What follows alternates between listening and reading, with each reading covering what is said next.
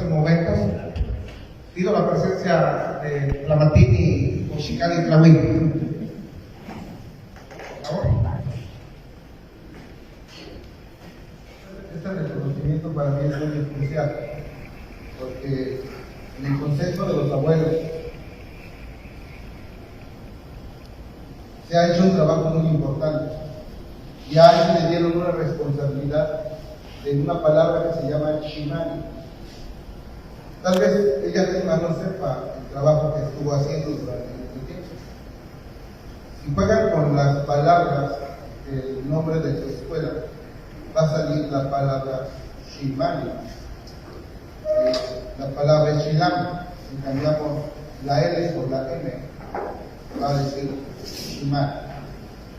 Esta persona durante los últimos 18 años, 30 años, y entonces para mí es un honor. Con los abuelos detrás de mi maestra, que nunca lo he dicho, pero hoy lo sabe, traigo mucha banda detrás de mí. Reconocemos su trabajo y su labor. A la maestra Marisela Ugalde Vázquez. ¡Bravo! ¡Bravo!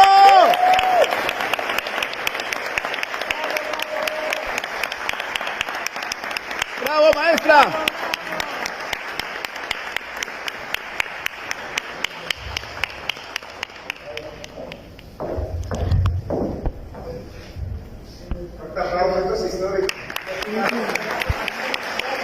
¡Bravo!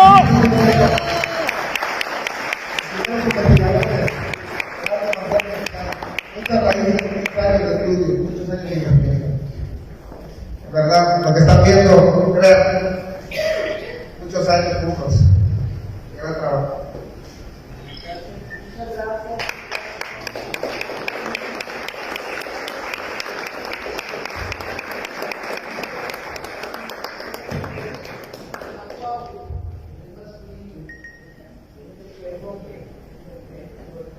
Muchas gracias.